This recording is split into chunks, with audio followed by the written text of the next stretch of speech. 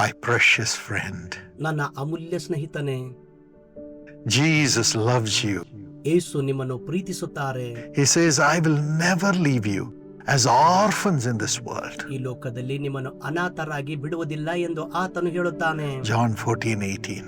ಯೋಹಾನ 14:18ರಲ್ಲಿ He says, I will come to you. ನಿನ್ನ ಬಳಿಗೆ ನಾನು ಬರುತ್ತೇನೆ I will not leave you as an orphan. ಮತ್ತು ನಾನು ನಿಮ್ಮನ್ನು ಅನಾಥರಾಗಿ ಬಿಡುವುದಿಲ್ಲ. This world leaves us as an orphan. ಈ ಲೋಕ ನಮ್ಮನ್ನು ಅನಾಥರನಾಗಿ ಬಿಡುತ್ತದೆ. When we commit sin, ನಾವು ಪಾಪ ಮಾಡುವಾಗ we are taken away from God, ದೇವರಿಂದ ದೂರ ತೆಗೆದುಕೊಂಡು ಹೋಗುತ್ತೇವೆ, away from the people. ಜನರಿಂದ ದೂರ ಹೋಗುತ್ತೇವೆ. When I was 17 years old ನಾನು 17 ವರ್ಷದವನಾಗಿದ್ದಾಗ and I was away from Jesus, ಯೇಸುವಿನಿಂದ ನಾನು ದೂರ ಇದ್ದೇನು. I had all my friends around me to help me enjoy the world. ಲೋಕ ಆನಂದಿಸುವುದಕ್ಕಾಗಿ ನನ್ನ ಸುತ್ತಲೂ ಬಹಳ ಸ್ನೇಹಿತರಿದ್ದರು. But then, ಆದ್ಯಾಗೂ as sin rose up within me, ನನ್ನ ಒಳಗಡೆ ಪಾಪ ಎದ್ದು ನಿಂತಿತ್ತು I felt so lonely. ಮತ್ತು ಬಹಳ ಏಕಾಂಗಿತನ ಅನುಭವಿಸಿದ್ದೇನು. I was a failure in my studies, ನನ್ನ ವ್ಯಾಸಂಗದಲ್ಲಿ ವಿಫಲನಾದೇನು. and I thought my life is over. ನನ್ನ ಜೀವಿತ ಮುಗಿದು ಹೋಗಿದೆ ಅಂದುಕೊಂಡೇನು. It was then my parents compelled me to come to a meeting. ಆ ಸಮಯದಲ್ಲಿ ನನ್ನ ತಂದೆ ತಾಯಿ ಒಂದು ಕೂಟಕ್ಕೆ ಬರುವುದಕ್ಕಾಗಿ ಒತ್ತಾಯ ಮಾಡಿದರು. My father was speaking. ನನ್ನ ತಂದೆ ಮಾತಾಡುತ್ತಿದ್ದರು. I was not interested. ನನಗೆ ಆಸಕ್ತಿ ಇರಲಿಲ್ಲ. But one thing that he said ಆದ್ರೆ ಒಂದು ವಿಷಯ ಅವರು ಹೇಳಿದರು, struck my heart. ಅದು ನನ್ನ ಹೃದಯ ಸ್ಪರ್ಶಿಸಿತು. He said, you're trying to become a somebody in the world, ಈ ಲೋಕದಲ್ಲಿ ಏನೋ ಒಬ್ಬ ವ್ಯಕ್ತಿಯಾಗುವುದಕ್ಕಾಗಿ ನೀನು ಪ್ರಯತ್ನ ಮಾಡುತ್ತಿದ್ದಿ. and you're using the worldly means to do that. ಅದನ್ನು ಮಾಡುವುದಕ್ಕಾಗಿ ಲೋಕದ ಕಾರ್ಯಗಳನ್ನು ಉಪಯೋಗ ಮಾಡುತ್ತಿದ್ದಿ. But now you have become a nobody. ಆದ್ರೆ ಇಂದು ನೀನು ಯಾವ ವ್ಯಕ್ತಿಯೂ ಇಲ್ಲ. Today, come to Jesus. ಇಂದು ಯೇಸುವಿನ ಬಳಿಗೆ ಬಾ. He says, I will not leave you as an orphan. ನಿಮ್ಮನ್ನ ಅನಾಥರನಾಗಿ ಬಿಡುವುದಿಲ್ಲ ಎಂದು ಹೇಳುತ್ತಾನೆ. I will come to you. ನಾನೇ ನಿನ್ನ ಬಳಿಗೆ ಬರುತ್ತೇನೆ. I will be your friend. ನಾನೇ ನಿನ್ನ ಸ್ನೇಹಿತನು. I will be your brother. ನಾನೇ ನಿನ್ನ ಸಹೋದರನು. I will be your father. ನಾನೇ ನಿನಗೆ ತಂದೆಯಾಗುವೆನು. And I will perfect everything for you. ಎಲ್ಲವೂ ನಿನ್ನ ಕುರಿತಾಗಿ ನಾನು ಪರಿಪೂರ್ಣ ಮಾಡುತ್ತೇನೆ. Come to Jesus. ಯೇಸುವಿನ ಬಳಿಗೆ ಬಾ. And then God will make you a somebody. ಆಗ ದೇವರು ಒಬ್ಬ ವ್ಯಕ್ತಿಯಾಗಿ ನಿಮ್ಮನ್ನು ಮಾಡುತ್ತಾನೆ. I heard it. ನಾನು ಕೇಳಿದಾಗ And a deep conviction came into my spirit. ನನ್ನ ಹೃದಯದಲ್ಲಿ ದೊಡ್ಡ ದೃಢ ಸಂಕಲ್ಪ I ಬಂತು. cried and cried like a little baby. ಮತ್ತು ನಾನು ಬಹಳವಾಗಿ ಅತ್ತೇನು. I gave up my sins ನನ್ನ ಪಾಪದ ಜೀವಿತ ಬಿಟ್ಟೇನು and asked for forgiveness ಮತ್ತು ಕ್ಷಮೆಗಾಗಿ ಕೇಳಿಕೊಂಡೇನು. and asked Him to help me. ನನಗೆ ಸಹಾಯ ಮಾಡೋದಕ್ಕಾಗಿ ಕೇಳಿಕೊಂಡೇನು. And He filled me with His Spirit. ಆತನ ಆತ್ಮನಿಂದ ನನ್ನನ್ನು ತುಂಬಿಸಿದನು. And from then on, ಮತ್ತು ಆ ಸಮಯದಿಂದ the Spirit of Jesus is my friend. ಯೇಸುವಿನ ಆತ್ಮನು ನನಗೆ ಸ್ನೇಹಿತನಾಗಿದ್ದಾನೆ. He has been speaking to me, ನನಗೆ ಮಾತಾಡುತ್ತಲೇ ಇದ್ದಾರೆ, guiding me, ನನಗೆ ಮಾರ್ಗದರ್ಶನ ಮಾಡುತ್ತಾರೆ, protecting me, ನನ್ನ ಕಾಯುತ್ತಾನೆ, leading me, ನಡೆಸುತ್ತಿದ್ದಾನೆ, and blessing whatever I did, ನಾನು ಮಾಡಿದೆಲ್ಲವನ್ನ ಆಶೀರ್ವಾದ ಮಾಡಿದನು, and brought great accomplishments, ದೊಡ್ಡ ಸಾಧನೆಗಳನ್ನು ಮಾಡಿ ತಂದನು, enabling me to be a blessing to millions. ಲಕ್ಷಾಂತರ ಜನರಿಗೆ ಆಶೀರ್ವಾದವಾಗಿ ಮಾಡಿದ್ದಾನೆ. Yes, the same Jesus is ready to come into you, ಅವರೇ ಯೇಸು ನಿಮ್ಮ ಒಳಗಡೆ ಬರಲು ಬಯಸುತ್ತಾರೆ. not to leave you as an orphan, ನಿಮ್ಮನ್ನು ಅನಾಥರಾಗಿ ಬಿಡುವುದಕ್ಕಾಗಿ ಅಲ್ಲ, but to make you His child, ಆತನ ಮಗುವಾಗಿ ಮಾಡುವುದಕ್ಕಾಗಿ, God's child. ದೇವರ ಮಗು.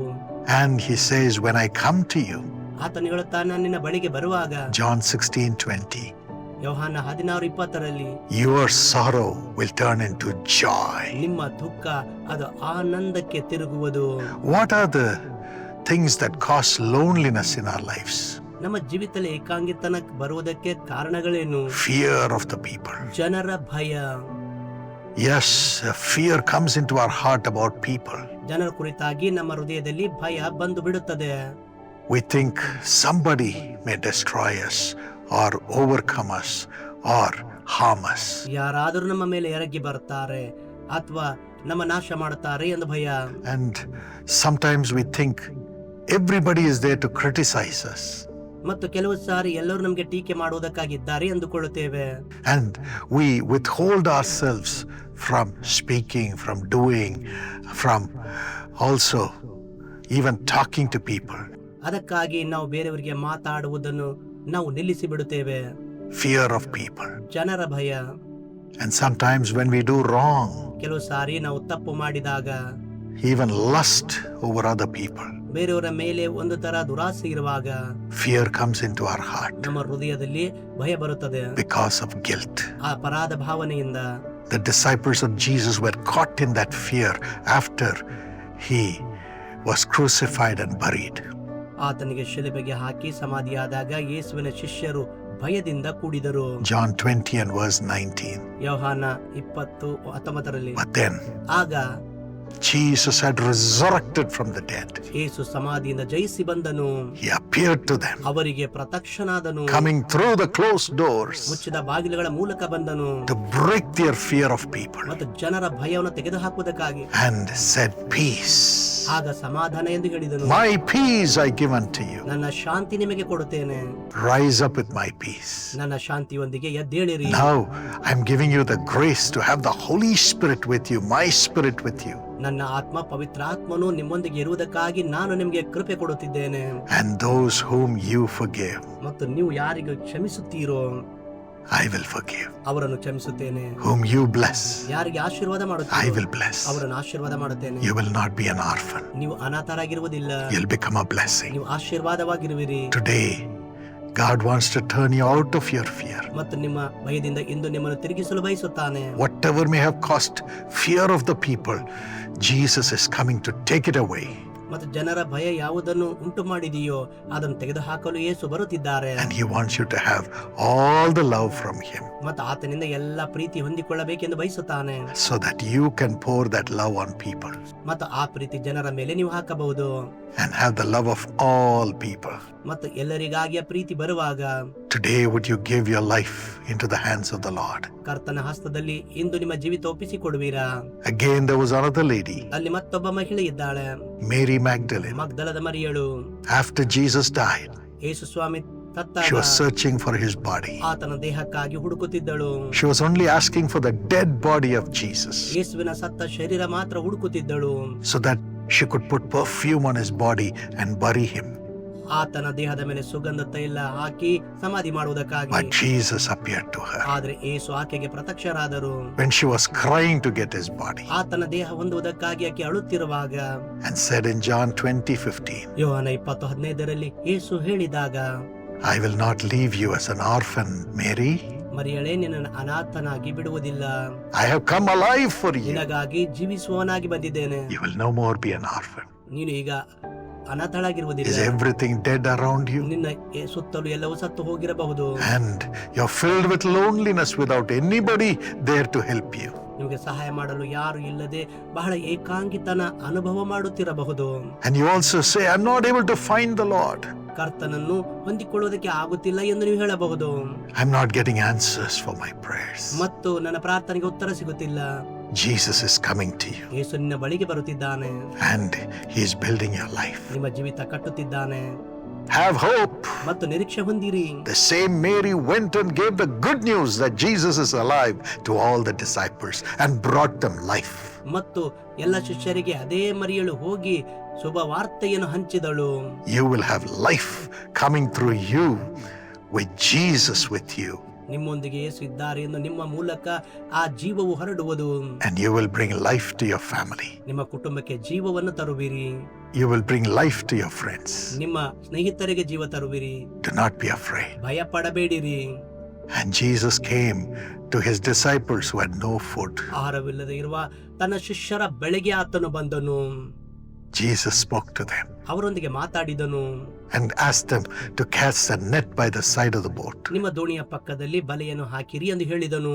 And they caught the fish. ಮತ್ತು ಅವರಿಗೆ ಮೀನು He ಸಿಕ್ಕವು. cooked the fish ಮತ್ತು ಅದನ್ನು ಅಡಿಗೆ ಮಾಡಿದನು. and he fed them. ಅವರಿಗಾಗಿ ಸಿದ್ಧ ಮಾಡಿದನು. Yes, even today, ಇಂದು ಕೂಡ ಆತನು the Lord says, I will come and feed you. ನಾನೇ ಬಂದು ನಿಮಗೆ ಬಡಿಸುತ್ತೇನೆ ಎಂದು ಹೇಳುತ್ತಾನೆ. I will give you the fish. ನಾನು ನಿಮಗೆ ಮೀನನ್ನು ಕೊಡುತ್ತೇನೆ. I will give you the things that you need for your life. ನಿಮ್ಮ ಜೀವಿತಕ್ಕಾಗಿ ಏನು ಬೇಕಾಗಿದೆ ಅದನ್ನು ಕೊಡುತ್ತೇನೆ.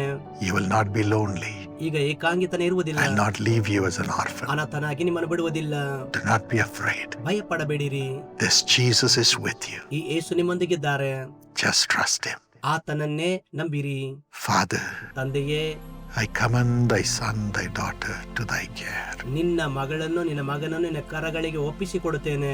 All the loneliness ಎಲ್ಲ ಏಕಾಂಗಿತನ that they have gone through, ಅವರು ಹೋದಂತದ್ದು you know it, Lord. ತೆಗೆದು ಹಾಕು ಕರ್ತನೆ. Come to them. ಅವರ ಬಳಿಗೆ ಬಾ. My friend, would you ask the Lord to come to you? He is here right now. ನಿನ್ನ ಬಳಿಗೆ ನನ್ನ ಸ್ನೇಹಿತ ನೀನು ಬರುತ್ತೀಯ, ಆತನು ಈಗ ಇಲ್ಲಿಯೇ ಇದ್ದಾನೆ. He is coming into your heart. ನಿಮ್ಮ ಹೃದಯದಲ್ಲಿ ಬರುತ್ತಿದ್ದಾನೆ. You are no more an orphan. ಈಗ ನೀನು ಅನಾಥನಲ್ಲ. Say, thank you, Jesus. ಯೇಸುವೆ ವಂದನೆ ಎಂದು ಹೇಳು. Receive him right now.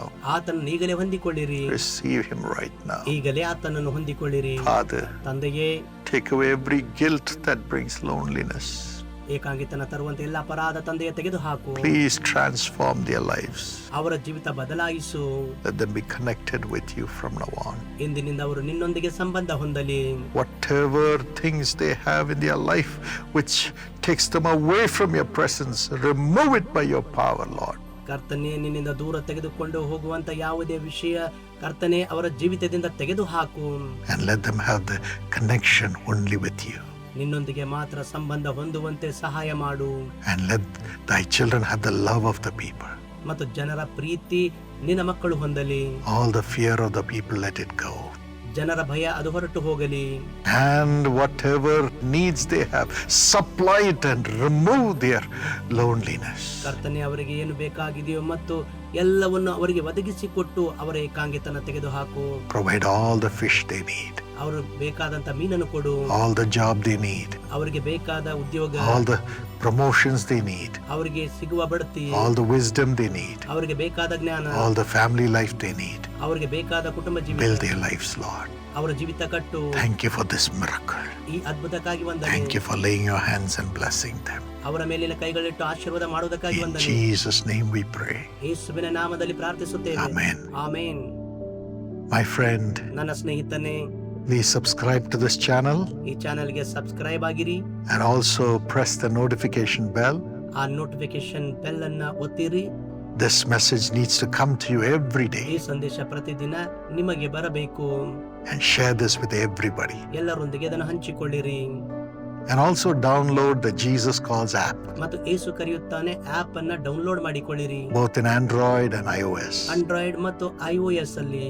The content of the app will bring great blessings and hope to you. App ನಲ್ಲಿರುವಂತಹ ವಿಷಯಗಳು ನಿಮಗೆ ನಿರೀಕ್ಷೆ ಮತ್ತು ಆಶೀರ್ವಾದವನ್ನು ತರುತ್ತವೆ.